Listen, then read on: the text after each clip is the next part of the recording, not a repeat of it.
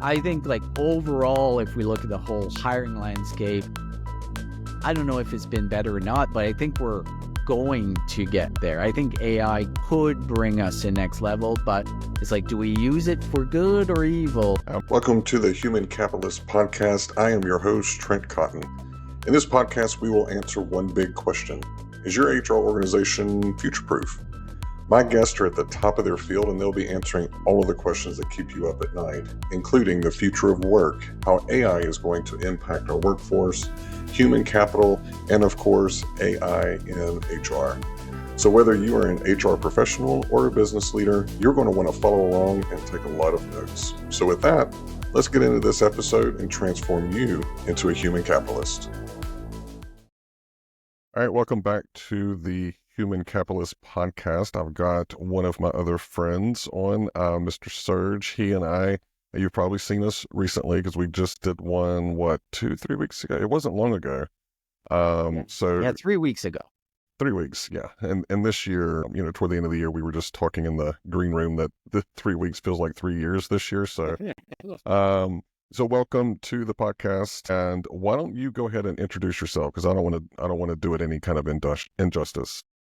Well, I appreciate that, and I appreciate you having me on. You're such a good podcast guest, so I'm glad to be your guest. So the honor is really mine. But give you a little bit of background, Serge Boudreau. I am the Vice President of Global Partnership at a company called C Squared Technology. I've been in the human capital ecosystem for at least 20 years. So I've worked on both sides of it, both as a practitioner, as a leader, but also in the HR tech space, more the vendor space, working with companies trying to solve the challenges that we've had in technology in the last 20 years. So I guess I'm looking at it from different perspectives.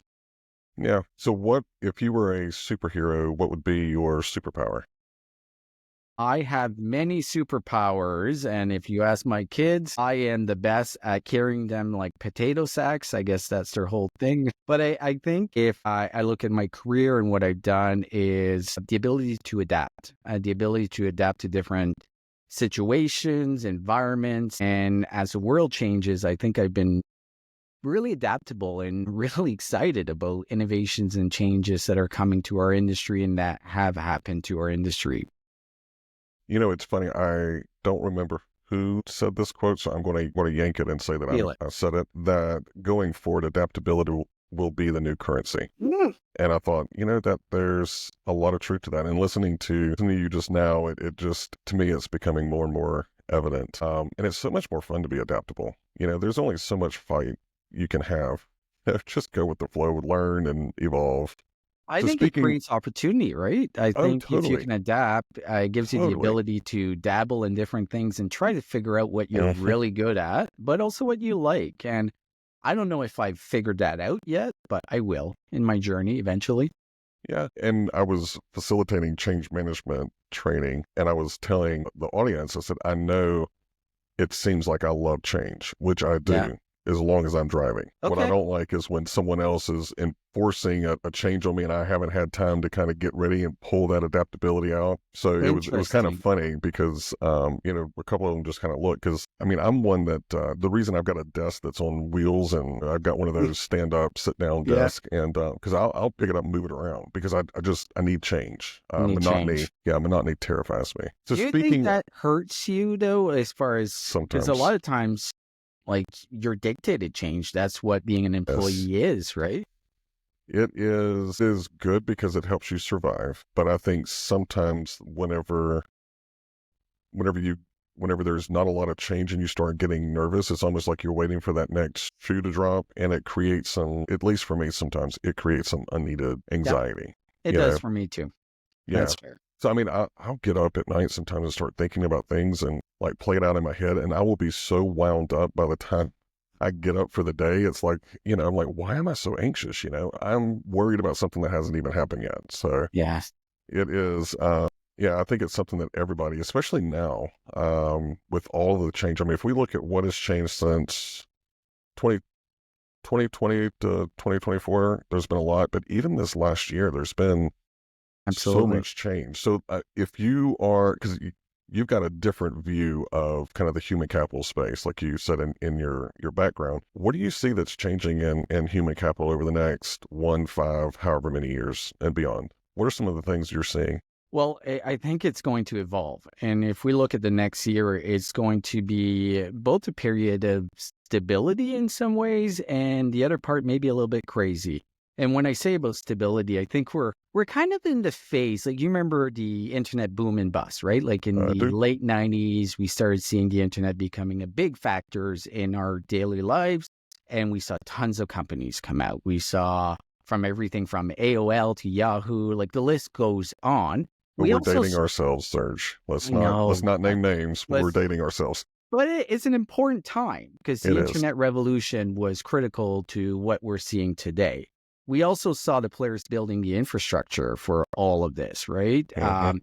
And a lot of them didn't survive because they were a little bit too early. But that infrastructure was critical for us to connect the world for the future. So when the market started to adapt to the internet revolution in the mid 2000, like 2005, 2007, the infrastructure that was built by those companies that crashed, like if you think about here in Canada, there was a company called Nortel, which was like 30% of the market cap of all of Canada, or TSX.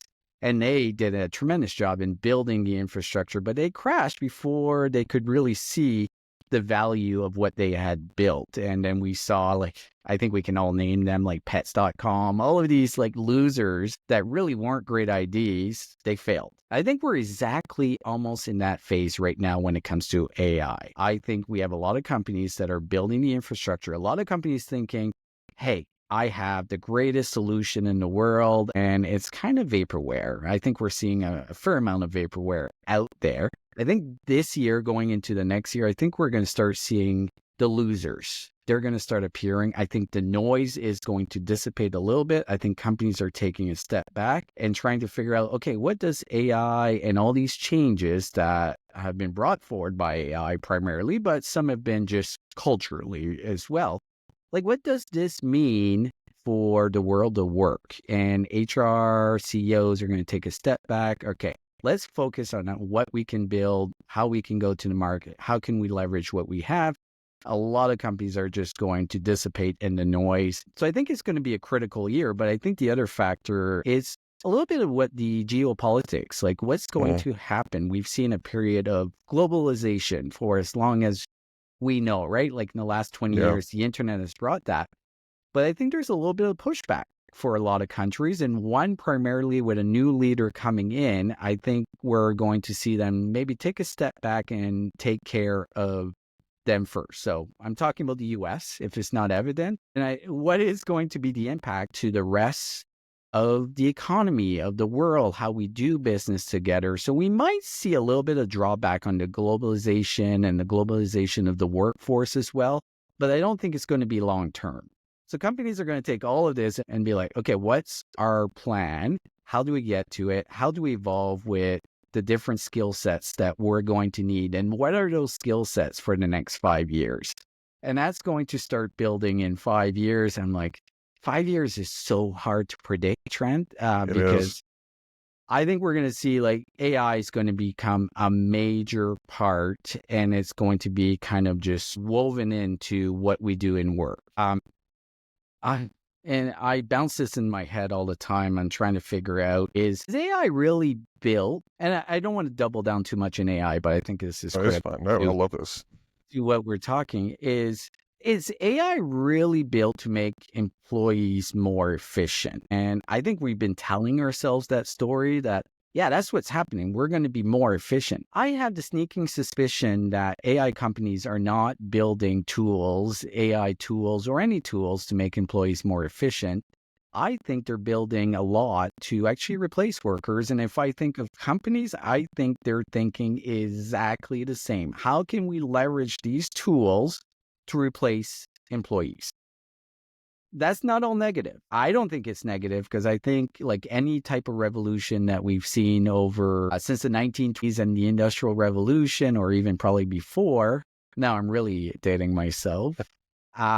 it's brought more jobs. It's brought just a different subtext of jobs that we do. And I'm not going to predict what those are, but I can predict a little bit that we're going to be in a really skill-based hiring. I hate to use that word, but we're going to be looking at skills more than anything else. And as we move along 5 to 10 years, I think we're going to be in a position that like the career that lasted you 10 to 20 years at one company, even 5, it's not going to exist. We're going to see projects that are 1 to 2 years, very based on the specific skill set that you have. On top of, if you've developed really strong soft skills, you're going to be very attractive in the marketplace. So the whole workforce in 10 years is going to go through the biggest change since the Industrial Revolution, in my opinion. It's going to be a shocker to the system. And like you said, you like change, it's coming. Well, I mean, if I just think through, the last 18 months to now, the amount of time that I spend speaking with an AI agent versus a human has almost tripled. So I would think that as we continue to interweave this into our daily life, it's going to become more and more the norm, to where, we'll look back and go, even now, I was doing some analysis yesterday and just threw the raw data in there and started asking questions, and it was giving me the answers. And I was like, God, where has this been all of my life? Like I would spend, sometimes hours just getting the data cleaned and ready to be able to do the analysis. Now I can do it in 10 seconds. And it's given me the opportunity to really spend more time on what the data is telling me versus actually trying to put the data together. And I don't know if you know JT O'Donnell. She was on Talent Connect. Love her. Had her on, and she said something that was really interesting. You were talking about skill-based, and she said it on Talent Connect, and I got her to unpack it on the podcast. She goes, the resume is dead. People just don't know it yet. And like her answer behind why and what this means and how people are going to be hiring it was very interesting. I mean, it was a mind ninja for me. It kind of was very quiet, and the more I thought about it, the more I was like, I'm just going to have a one-on-one with her and unpack that out of her head. So I think it's going to be really interesting to watch. You've seen HR tech, kind of this evolution. It seems like everyone is throwing AI in their name, but whenever you really pull the curtains back, it's nothing but an open AI plugin. I don't see, there's a couple that come to mind that are truly AI based, but like, what are you seeing? You're more connected than I am to the HR tech side.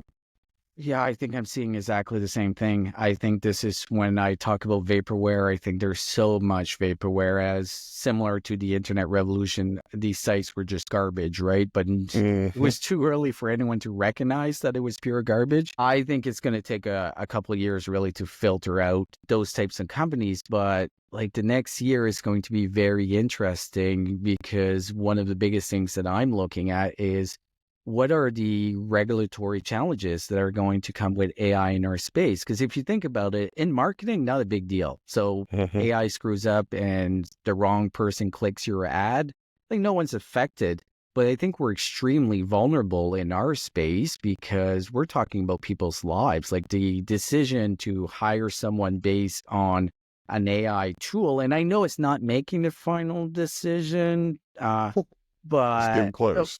It's getting close, right? And it's putting candidates forward at a particular stage in the funnel that maybe they would have not advanced if it was a human eye, which, like, we all know we have a bias as a human, but the thing that keeps me awake when it comes to AI is like, is it going to take bias and scale it to a level that one person could never do? So I think that's going to be interesting. I do talk to a lot of HR tech companies, and one of the things that I think is kind of the one thing that everyone's trying to do, and I don't see it happening, is candidate matching, right? Like giving scores between job descriptions and resumes. And there's probably 1,000 companies in the HR tech space that are doing that right now. There's maybe one or two that I'm like, okay, all right, that seems like legit. The other ones, and a lot of them, not to say that you shouldn't have outside players coming into this space, but they don't understand the ecosystem and the potential challenges when it comes to candidates' private information, all these elements. So you're putting candidate information in Chat GPT. Are you kidding me? Like, and I'm seeing that with a lot of AI tools that are doing matching. So that's one of the things that I'm like, okay, what are going to be the regulatory challenges going into the next couple of years? Does the election in the US affect that? Maybe, maybe not. But I think the rest of the world is looking really closely at this and got to be very careful. So I think that's going to help out weed out some tools. But if I'm an HR practitioner, CHRO, I'm very conscious of it because I think from what we've seen is they're going to be responsible. It's not going to be the HR tech vendor. It's going to be that company that's leveraging it. So there is one element that I'm excited and I'm a little bit biased, though. I think we'll dig in a little bit deeper, but I think we have the opportunity to leverage AI in our process to verify things that we would never been able to do in the past, right? Like verify credentials, verify things that will help us tremendously in talent acquisition. Is the person actually say who they are? I remember from our last podcast, you were telling stories about like different people interviewing and showing up to work, right? I think we're going to have to eliminate that. It's going to be absolutely critical. So verification, leveraging AI is going to be a big play in the next couple of years because we're just getting bombarded with so many resumes, partly because of AI. And, as you were talking, I was thinking if I were to go into the AI HR tech space, everybody's looking at the front end. They're looking at talent acquisition, the interview process. Some are doing an onboarding. Some are doing employee experience and surveys and all of that other kind of stuff. There is one that to me would be almost prime for this, and that would be HR compliance. If you want to talk about a way to cut costs and train the AI correctly, sick them on all these I know Canada, you all have got all kinds of different regulatory things. I thought the U.S. was bad until I started managing a team in Canada. I was like, good God almighty. I mean, almost down to the province and city level. Yeah. But just think, to me, that is a perfect space for AI to come in and just scale it to a level of efficiency that we've never seen before. I never even thought of that. And I think you're we bang should on. Start a company. I think let's do that. We should. Let's do it. Let's call it TS Compliance. There we go. Yeah, don't put my name on it because anybody that knows me, they're like, Trenton Compliance usually rarely go in the right sentence. And we used to have... we would just in the U.S. for anything that is government contracting. So that includes healthcare, that includes insurance, that includes fintech. Even some of the government contractors, they fall under a whole different set of regulatory things, OFCCP. I mean, it regulates all kinds of things. And then you've got to do if you have ever been through an OFCCP audit, you feel really, really bad. I want you to remember that I went through an OFCCP and an EEOC and ADA audit all in 1 month. Like all of them, I don't know who I pissed off in the cosmos to get that. And I was going through a divorce at the time as well, too. So it was just like, I wanted to quit life. But, as I'm thinking through that experience, the questions that the auditor was asking me, I was having to go and pull files. I was having to go and look at all this. If I could just have an AI chatbot that goes, here you go, and like the auditor is an AI who is auditing my AI agent who has access to all of the information. I mean, that would eliminate a lot of jobs, but it would also eliminate a lot of risk. We should totally do that.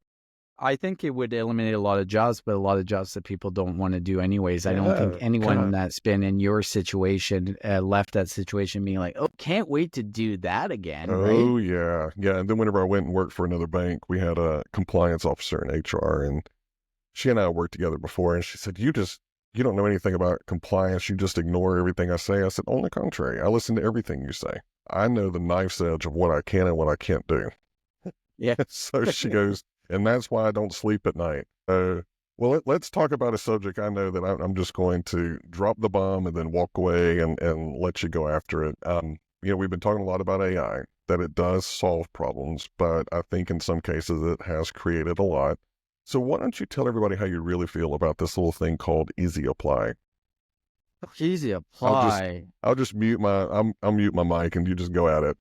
All right. No, I'm glad you bring that up because it is something that deeply frustrates me in a lot of ways. But you were a fan in the beginning, though. Yes. Right. Yes. So let's talk about that. And let's talk about the reason that Easy Apply came into process.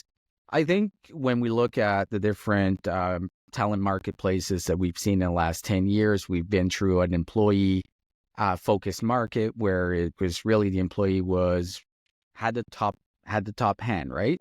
Hmm. And it was so hard to find candidates, and the process and the systems that were leveraged were so cumbersome for candidates to apply for a job. There was so much needless friction, probably since like 2010. Probably forever, but like it Yeah. started being a challenge like 2010 and moving forward. And part of the challenge is a lot of the top candidates did not want to go through that process. Like they weren't looking for jobs, right? They had a job. If they were pro for a job, maybe they would consider it. But now we're asking them to do this just like cumbersome process that no one wants to do with needless friction. And I'm like, okay, there's got to be an easy way, because the folks that are really qualified are maybe having a bad day, or they see their friend advertise a job and now they have to go through a 45-minute application process. That's just not going to work for passive candidates. So I was a big advocate of, no, we should have this across the board. So it's really easy for that candidate, specifically that passive candidate, to apply.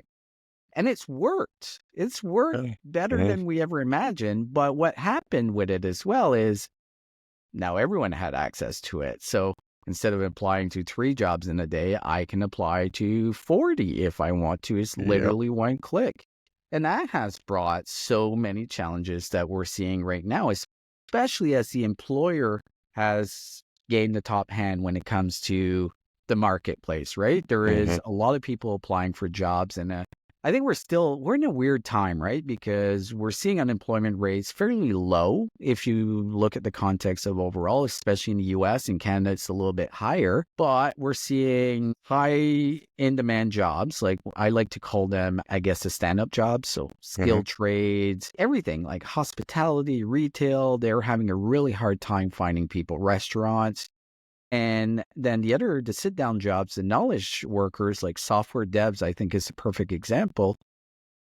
3 years ago, you had to pay double the market rate to be Yes. able to get one. As now you put an ad out, you're getting 1,000 applicants. Like, Hmm. so, and that Easy Apply definitely helped that, right? So it's kind Right. of caused a huge challenge for recruiters in the marketplace of, okay, who's actually qualified and who's not? Then AI has brought in a new innovation that solves a problem that maybe didn't need to be solved, is the lazy AI apply bots. And initially, I Can don't you? know how you felt about it. I didn't. I'm 50-50 on it, but just in case someone listening going, what are you talking about, a lazy AI bot? Maybe they've never heard of it. Explain to them how it Yeah. works. Yeah. No, it's basically a tool that's been built that is smart enough to go into any type of application process and enter the information as you as a candidate. They tailor your resume to fit the job description. And basically you can apply to 1,000 jobs in minutes if you want to, right? Which is still crazy to me, because I was actually just thinking about that the other day. I'm like, let me look in my market, how many jobs that I would actually be qualified for and I could apply if I wanted to. There's like 5. So Right. how are people applying for 1,000 jobs? But it's happening, and I'm seeing the numbers. It's a huge issues for a lot of company. And then if you add in the AI assisted, which I'm okay with it, right? Yeah, I'm okay with It's that. Yeah. like in reality, job seekers are not supposed to be experts at writing resumes or cover letters, and if AI can help for that. But also the challenge is done such a good job that everyone looks qualified when you're looking at the resume. But that's the other side of it.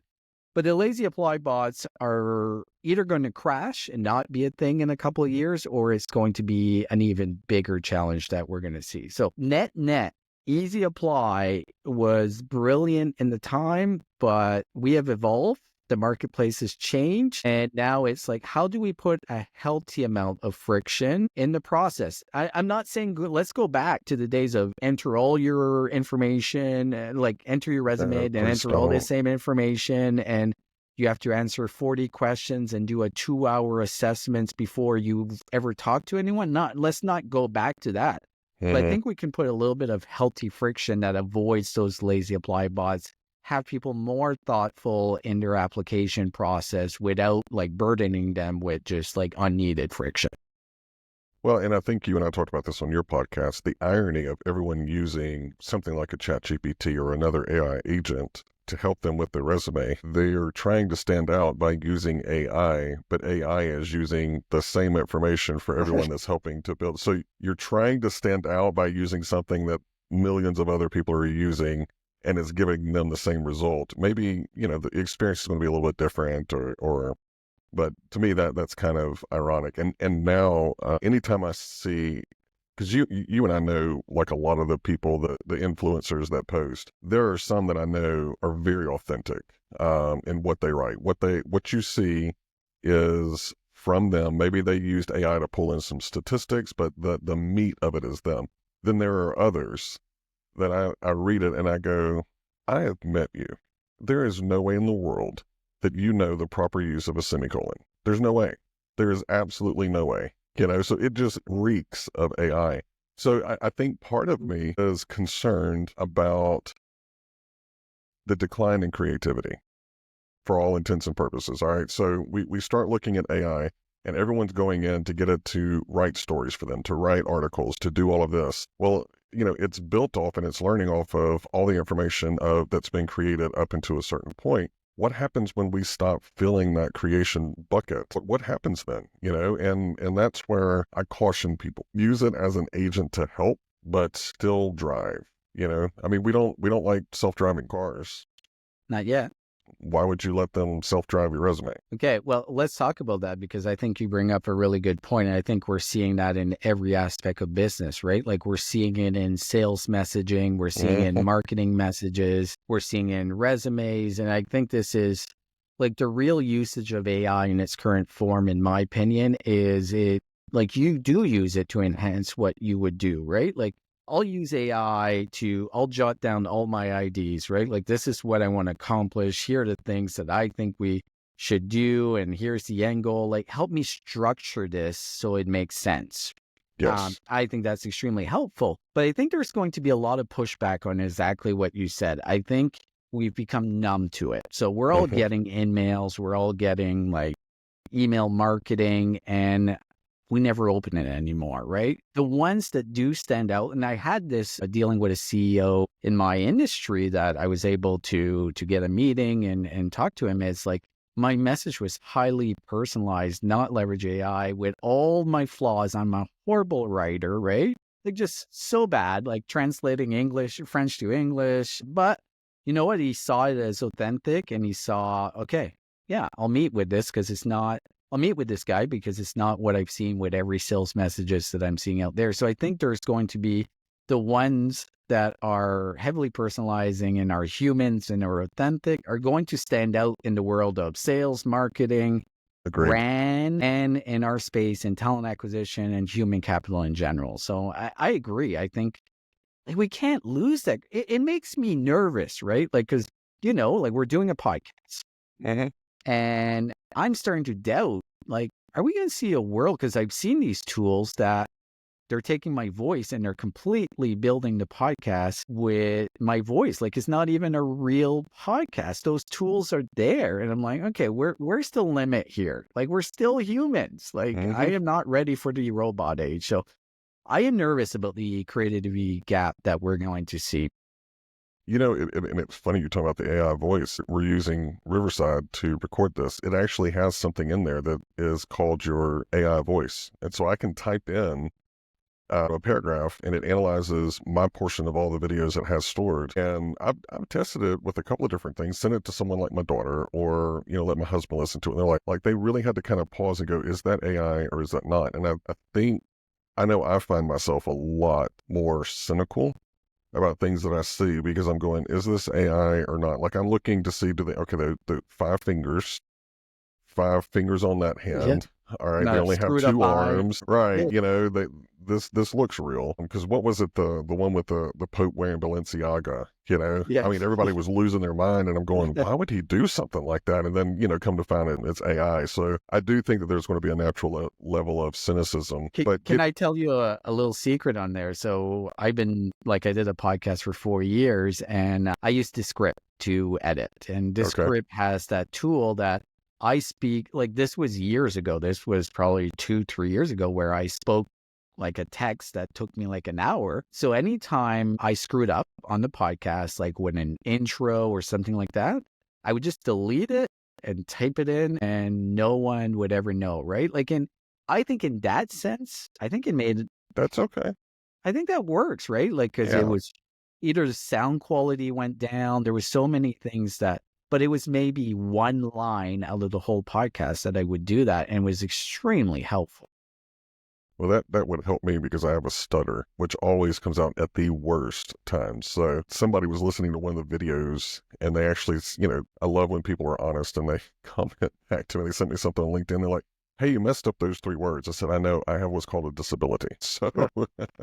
Well, it's thank funny you for because pointing it out. can I say something and I'll give you a compliment? You've been on the podcast, like you've been on the Recruitment Flex before, and then recently on the Quality Conversation. And my wife is the main editor of my podcast. Oh, really? And she came back, she's like, that guy's so articulate. I love editing this guy's podcast. So She's so just, sweet. it's true. So don't overthink it, because I think the worst thing when it comes to this is re-listening to yourself, man. Oh, yeah. The first time I listened to myself on a podcast, I was suicidal, I think. I've never been so depressed. I'm like, holy cow, I can't do this. Yeah. Well, ironically, I think the first podcast I was ever on was with Ben Eubanks, Yes. fellow Alabama boy. Actually, just he and I recorded a podcast last week, I want to say. So I told him, I said, "This is so funny. So many years later, the roles have reversed, and same thing with you. And known you for a while, and now I'm interviewing you." But on the Easy Apply, now I know that you're actually working on solving this problem. You want to share what you're working on? Yeah, I think, well, Easy Apply has been one aspect of it. I think the economy has been the other factor of like a lot of people applying for jobs, especially with that skill mismatch. There's a lot of jobs that need people. There's a lot of jobs that a lot of people are qualifying, they're applying for those jobs. So what we're seeing is recruiters just with a massive inbound amount of candidates, which is extremely hard to manage. Even with all the tools that we talked about, like the AI matching score, not really working in my opinion, and recruiters are not really trusting it. So it's causing sometimes recruiters come in and they're log into their ATS and they have 500 applicants in the last 2 days, like partly lazy apply bots, partly the Easy Apply, partly just the globalizations with a lot of candidates from different countries that want to apply for your job and hoping that you'll get sponsored. Like all of these factors have created like a tsunami of candidates for talent acquisition, which has not been good because talent acquisition is really the canary in the coal mine when it comes to the whole talent space. When the economy goes down, first people to get laid off are recruiters. And unfortunately, the last couple of years, we've seen talent acquisition departments kind of dwindle down, and really efficient is the word I used. It's more like gutted. Gutted. Yeah. They have All been right. absolutely gutted. Let's use gutted. So now we have less recruiters looking at a ton of applicants, making them kind of hate their lives, right? Because it's factored, all the metrics have been skewed. Your time to fill, time to hire, quality of hire have all gone down just because, like, I don't know, and please, anyone listening, correct me if I'm right or wrong, but this was my experience as a recruiter. Sometimes I would log in, I do all my interviews, I would log in and I would just look at the ones that have applied in the last like 2 hours, right? Like, see, recency was my bias, right? I looked at it. Those are the first ones. Great. I have 3 great candidates out of those. And I never eventually got to all of them because there was so many of them. And it's like, okay, how do we fix this? So at C-Square Technology, we have done a couple of things to do that. And I think one of the most critical things that we're seeing is how do we pinpoint the ones that are actually qualified? And as you know, in this space, qualified is extremely challenging. We all have our different opinion what a qualified candidates or not. So the first phase is, how do we look at something that's binary or non-binary? Do you have the right to work in this country? Do you have the license? Do you have your CDL license? Have the degree that is needed to be able to do that job? And how do we verify that? And that's what we've built. We built a tool that sits in as a quality control layer, like removing bots, removing international applicants if it's not applicable. And the lazy apply bots are a big part of that as well. And how do we get the candidates to have a little bit of friction, but good friction, and really quick, cool experience of verifying their certificate, their identity, or whatever the case is. So when they hit the application funnel, they're actually qualified. They're verified. We know, okay, I'm looking for someone with a CDL. I know they have a CDL because it's been verified really quickly. So in the gist of it, that's what we're trying to fix. We're really trying to work with talent acquisition and giving them higher quality candidates without having to go through thousands. They might get 20 instead, but as we talked in our podcast, as a talent acquisition person, I'll take that every day and I'll pay more for those candidates. Yes. Yeah. And it's really interesting that you would have thought that this would have been something that would have been right behind Easy Apply conceptually. I mean, that's a bigger problem. Like, how is it that whenever I go and apply for something at a bank, it goes and pulls my credit report, pulls this, verifies my employment. Yeah. And yet, whenever we hire someone, we have to do this background check. I know whenever I worked for the bank, we did fingerprint through the FBI system or something. Again, there's proof. I didn't really listen to the compliance stuff. I just know that we ran a background check and I was running the organization. You know, sometimes it would get hung up. And so I would have to call over to recruiting ops and go, what's the deal? We're waiting on verification that they graduated. Okay. We called the university. I'm sorry, you what? And I'm thinking, we have all this technology. Why can, there's blockchain, there's all this other kind of stuff that can be done. So I'm glad that you're trying to serve that problem. What's the most exciting part as you look through kind of how your product will evolve over time to keep up with things? What are you most excited about? Well, I think we're going to see even more challenges as the economy changes in some ways, right? Like, I think we're going to see the market fluctuate in the next couple of years. But I think what I'm more excited about is give the ability to recruiters to focus on the right candidates so they don't miss out on them. And I think that's one of my biggest fears as a recruiter or any HR is like, did I really see everyone? Did everyone that was qualified? Did I have the opportunity to really talk to them? How do we kind of weed out the candidates that are just like, let me take a step back here because I want to be clear on this. I don't blame job seekers, right? Agreed. There's tons of career coaches that have been out there telling them, apply for every job, even if you're not qualified, leverage all these tools, and they don't know better, right? Like, it's stressful looking for a job. So you're going to try to leverage every tactic possible to give you a legs up. Right. But unfortunately, that doesn't work on the other side of it. It just creates a huge amount of noise that talent acquisition departments just can't deal with, and they'll never be able to deal with. It's actually accelerating the challenges that people are having in getting jobs. So I think that's what I'm more excited about is like, how do we start getting to a point that we're only getting qualified candidates for the role? And I think verification is just the first step. I think we're going to see a lot deeper in assessments. I think there's going to be an evolution of what qualified means, but we have to start somewhere. And I think verification is that first part. But 5 years from now, I think it's going to be completely different. And I think what we're going to see overall in the industry, we're going to get better at this because I've been in this space 20 years. And let me say, I think it's gotten worse. Like, I don't think of like when I started in the early 2000s to now, I think it's a lot harder to hire someone. And I think it's a lot harder. The whole job search process is way more challenging for job seekers than it was 15, 20 years ago when you still use fax. That really dates me. And you still went directly to the place to look for the job. And sometimes you would get that job by just appearing that. That doesn't happen anymore. So I would say it's worse. I don't know how you feel. Do you feel it's worse? On the job seeker side, maybe not as much in terms of getting in, like actually going through the application process. The interview process, I think, has gotten a lot worse. Yeah. On the recruiter side, I laugh because I'm kind of like you. I converted to the dark side in 2004, and I was a calling officer for a bank before that. So I knew how to do the cold calling and all that other kind of stuff. So whenever I came into recruiting, that was a transferable skill. And I think I've shared with you before that whenever you walked into my cubicle, it's kind of like right when you walk in and to the left is where my computer and I sat. But the whole rest of the L was like this library of phone books for the local markets that I was covering, because I was cold calling people. I was recruiting for commercial and mortgage.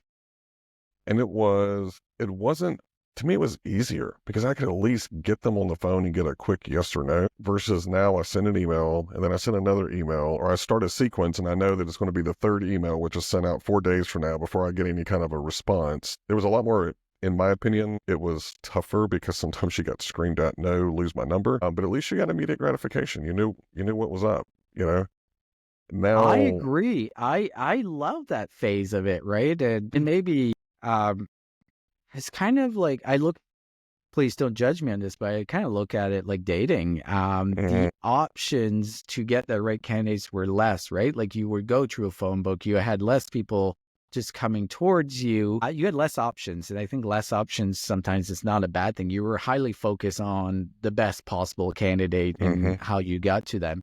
Dating is very similar. Like the dating pool, you grew up in a small town, you ended up dating that person in the small town, got married, had 2.5 kids or whatever the case is.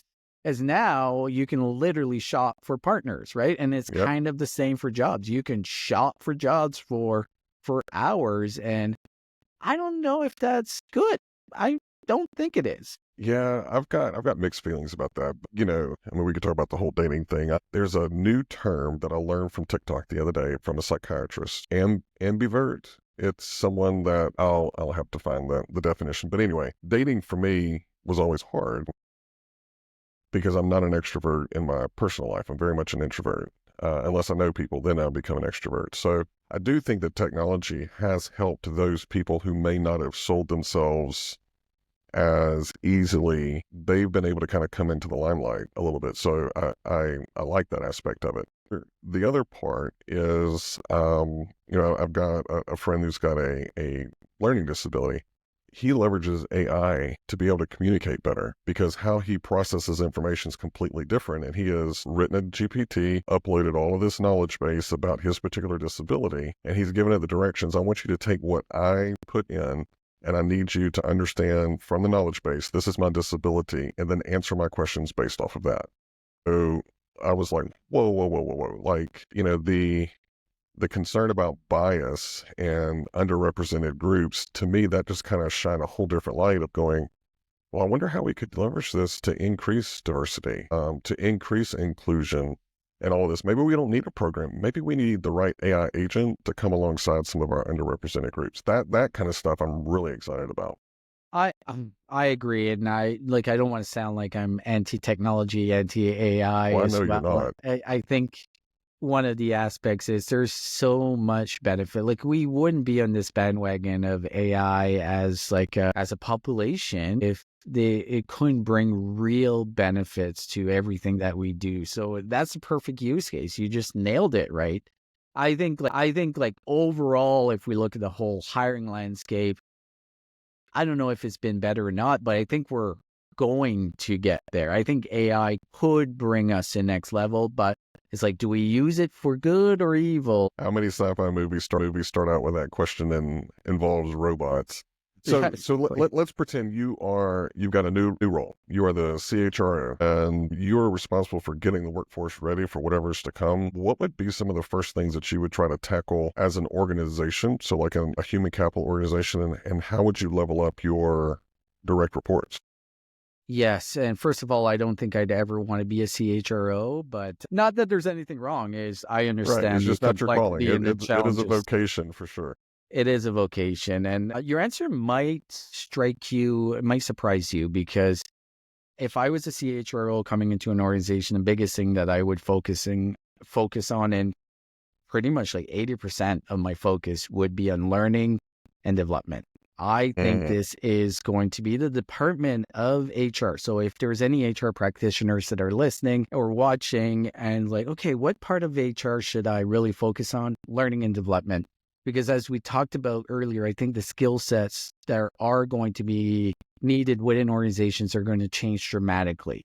Organizations have two choices, right? Is they can train and reskill those employees, or they can let them all go and try to hire them with that skill set that is needed to be successful. And we know that can be a disaster. We know how Yeah. expensive that can be, right? Like if you're rehiring 1,000 people, letting them go, just the cost of severance and just moving on from those folks, and then the cost of reintroducing people to the organizations that don't have the knowledge, the experience within the organization, know how things work.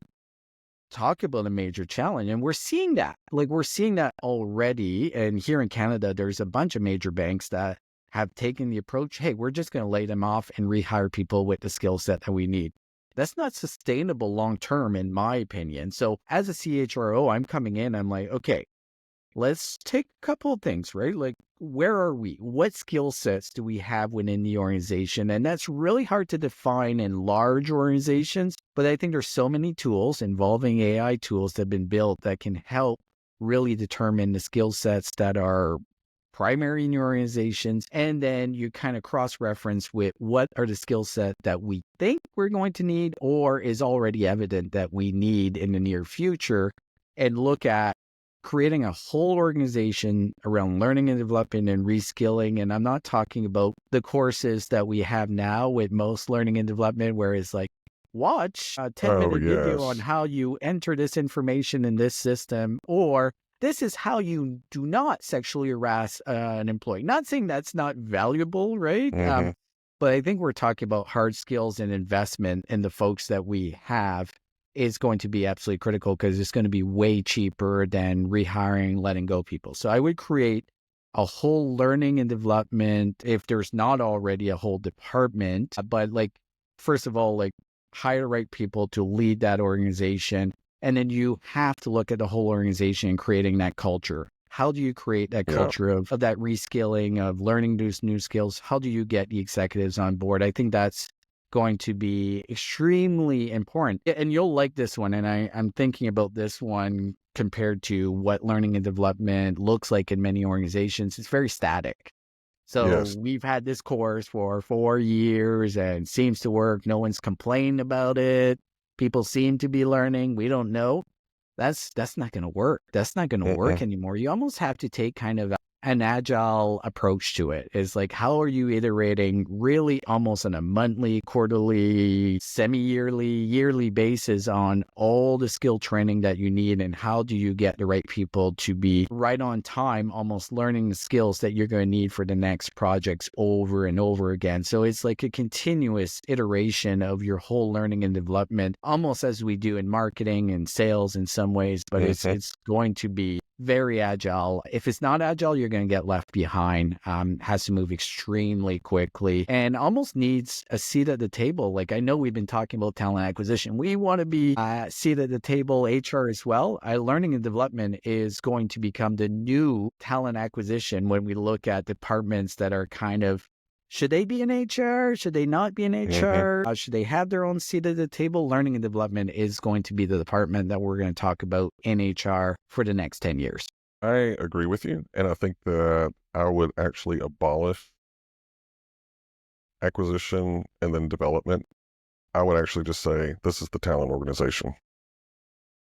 They're responsible for acquiring, developing, and upskilling the workforce. Because handing them off to someone, if I recruit you and then I kind of track along with you for a year, I know what positions are coming open in the organization. I know what your experience is. I can leverage an AI to say, hey, Serge, I want to get you into this next step that I know that you want to go into based off of our initial conversation.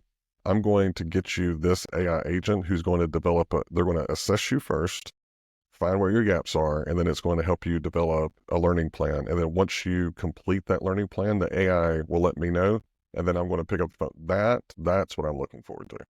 Yeah, I think you're right. I think we've been talking about separating departments of HR for a little while. I think you're 100%. It's talent and every journey of the employee across it, from pre-boarding, which pre-boarding, onboarding, coming in the organization, reskilling, learning new things, And then eventually, potentially offboarding, which we don't do a good job right now because they're all disjointed.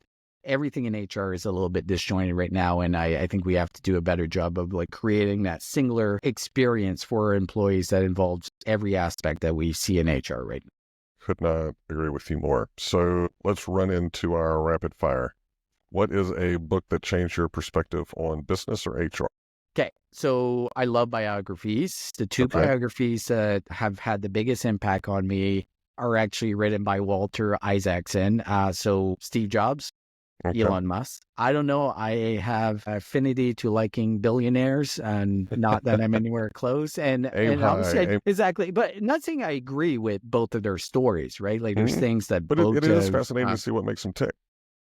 it's absolutely fascinating. I love that book. I recently, there's a book that I read, and it's actually from a Canadian. It's called Buy Back Your Time by Dan Martell. And it kind of reset my focus. I do have an ADHD brain. I'm trying to do so many different things and I get exhausted. And I'm like, okay, how do I focus on the things that I need to do? What do I outsource? Like, what's the buyback principle of what should I be outsourcing to other people? Who should I hire? All those elements. I thought it was a fascinating book that I've been able to put in practice or try to put in practice. So I definitely recommend that book. Yeah, that's fantastic. I actually gave a startup founder that advice yesterday. I said, you don't need this advice now, but whenever it comes time to hire that next role, I want you to remember this. And it was the Buy Back Your Time. Perfect. So Yeah. fantastic book. Do you have a favorite podcast or series that you listen to? Yeah. I have a lot of podcasts. A lot of them are sports related, so I won't go Oh, too good for deep in you. those. But You know the your pod, audience, it would fall deaf on me. So yeah, I do love sports, but I think in business, I love the All In podcast. Again, billionaires talking about, but I love to get their perspective of people that have built business and how they see the whole organization. How do they see the world? What's coming? I think they give a really interesting perspective on it. The other one, and it took me a little while, but I don't know if you've ever heard of Acquired. So Acquired is a podcast that talks about just the acquisitions of what happened to the major acquisitions of companies throughout the last century. It's so fascinating. It's a long, like really, it's a 2 to 3 hour podcast, and I listen in spurts, but like it's better than any audio. I love audiobooks, but yeah, I do too. I do too. I love that it's 2 hours and I feel like I got like all the insights. Perfect for the gym. It's perfect for a walk. It's perfect while doing the laundry, right? So check that one out. Awesome. So do you listen to podcasts in the gym too? I do. I know I do people too. make fun I'm of so me weird. because, No, and I think I share with you on your podcast. My husband will go, "What is wrong? Why are you upset?" I said, "I'm totally not even here. I am so entrenched in what's going on in the podcast, and sometimes it's just me thinking of listening to the perspective, or sometimes it'll help me resolve a problem in a different way, and so it's just like my brain working. So I'm glad to know I'm not the only one. have you been caught? Because I've been caught, and I think some people might think I have a challenge because I'll be talking to myself while I'm working out because I'm listening, and I'm like, shit, Yep. that's such a good point. Let me, and I'm Yeah. like kind of like trying to position in my head, and I'm not hmm speaking out loud, but you can tell that I'm like definitely ruminating on something. I kind of like it though, because if people see that, then they usually kind of stay away. They're like, he's Yeah, weird, which is, I like my bubble in the gym. So, yeah, well, for where can people find and engage with you?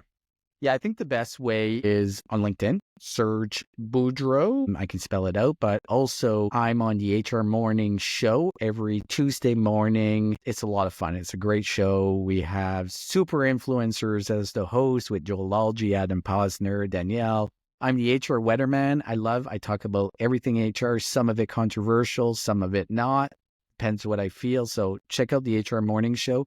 Find me. I love everyone to check out C Squared Technology. It's where I work. I think we're doing some really cool things. So would love to talk to anyone that is looking at how can they filter down their candidate list. And so that would be probably the best place, but LinkedIn, connect. I love connecting. I have Yeah, made the goal to get over 30,000 connections by the end of next year. It's a long, slow ride to it, but you never you know. can do it. I can You do can it. do it. So, what is your mic drop one liner to end the podcast? Okay. I've been thinking about this. It's the one thing that you put in there and I'm like, oh, it's got to be good. So as talent leaders, our job is just not only to prepare for what's coming, but we have to be a big part of shaping it.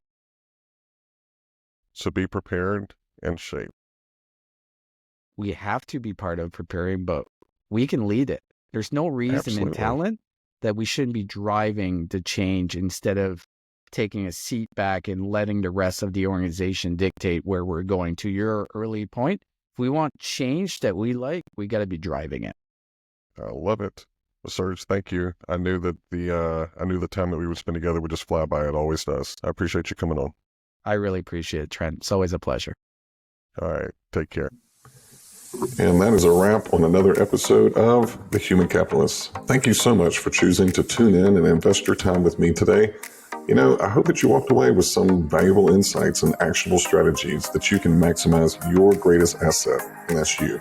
But hey, before you go, don't forget to hit like and subscribe so that way you can stay in the know. The Human Capitalist movement begins with you. If you have some feedback, feel free to leave it. I'll read every comment. I want to make sure that the content that I am delivering is what you want to hear. If you want to connect further, you can find me at my link down below. I'd love to hear from you and continue this awesome conversation. Well, this is Trent Cotton, your human capitalist, and I'm going to sign off. But remember, invest in yourself, own your potential, and keep building your human capital.